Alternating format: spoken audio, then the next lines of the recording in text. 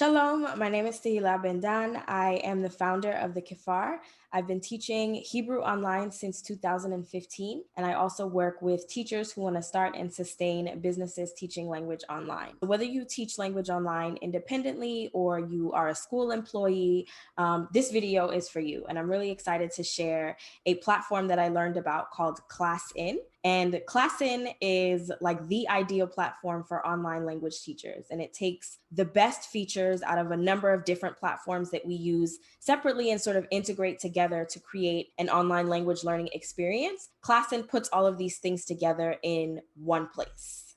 Okay, it's definitely one of the coolest platforms that I've seen in a while, and I'm really excited to be able to use it with my students. So what I'm going to show you today are several of the features. There's really a lot that they have packed into this platform, but I'm going to show you with some activities that I've used and show you how they can work with this platform. Okay, so the first thing I'm going to do is I'm going to just double click my video to put me right back up at the top. Okay, so that's one of the first features. If you double click the video, you can take up the whole screen, double click it again, and you go back up there. And I can also just move it around and place it wherever I want. Okay, so now I want to draw your attention to the toolbar that's all the way on the right. These are all of the tools that you have for your whiteboard. And we'll start with the roster, which is the tool at the bottom, this little icon here. And this is sort of like what Zoom offers as the participant list, okay? But this gives you more control over the classroom that you're using. So you have here a list of your students, but what this offers is the ability to take students on and off stage. So most online teachers, I think, have experienced this at some point. There's something in a student's background that's either super distracting or just really inappropriate, and you want to remove the video. What ClassIn lets you do is it lets you remove the camera entirely. They're still in the classroom. They can still see and hear you, but no one else can see them. Okay, and if you want to bring them back on stage, you just click this stage button, and here they are.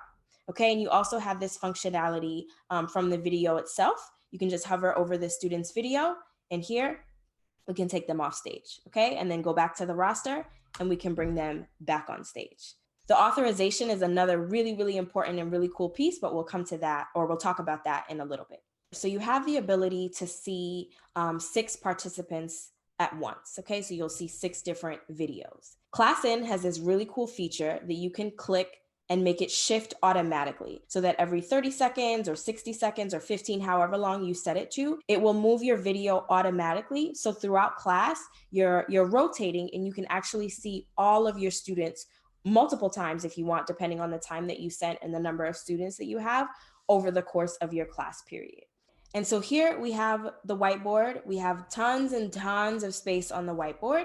But what I love most about this whiteboard is you can basically plan your lessons directly in ClassIn, directly on the whiteboard, and then just save it. And then when you're doing class, or when you have your class, all you have to do is just load your lesson and everything is right there for you.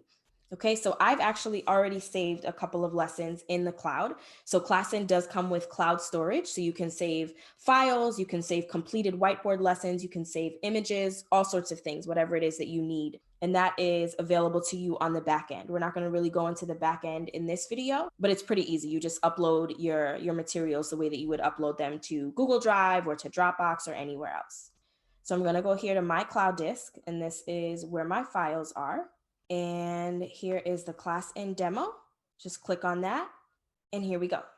All of this was planned out in advance, and I'm just going to show you with each activity, show you some of the other tools that we have here. So what I want to do is I want to bring myself on stage. And so let's say we have a board game. So this is a board game that I have. This is just an image file that I uploaded. And then I also uploaded some other images here. And the way that I did that is I used this toolbox. So this toolbox is going to be your best friend. These are your teaching tools, and it's right above your roster. So in your teaching tools, here you have this image option, and you just click on that and you can upload whatever images you want. Now in our teaching tools, we also have dice.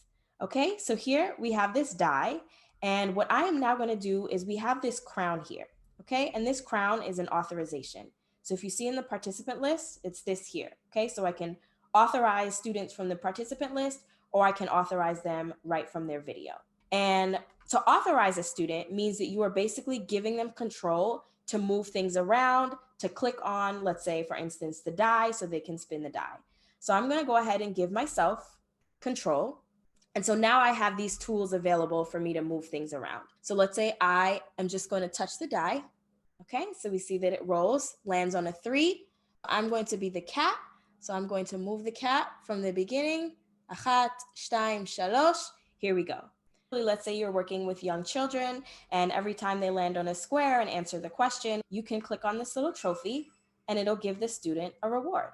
Okay, so now with this next activity, in a few of my classes, we are learning to name the different rooms in a house. Here's my teaching tools. I uploaded these 4 images, okay? And then I just used the paintbrush to just label each picture with A, B, C, and D. So now in the teaching tool, we're gonna click on Selector. And in the Selector, let's say I wanna just do a quick quiz with students, okay? Maybe just a few questions. So let's say the first question I'm going to ask is, which room is the living room? Okay, so the answer to that is B. So I'm going to click B. And then I'll hit begin answering. And so once I do that on the students page, as you can see in this image, this is what they see. So it will give them essentially the same multiple choice options. They get to pick their answer. So I'm going to go ahead and pick C.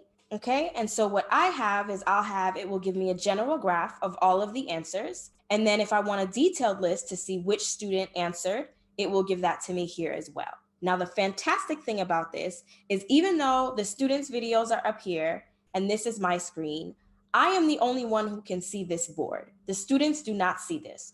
All they see is their answer and whether or not they answered correctly. Their view and my view is completely different.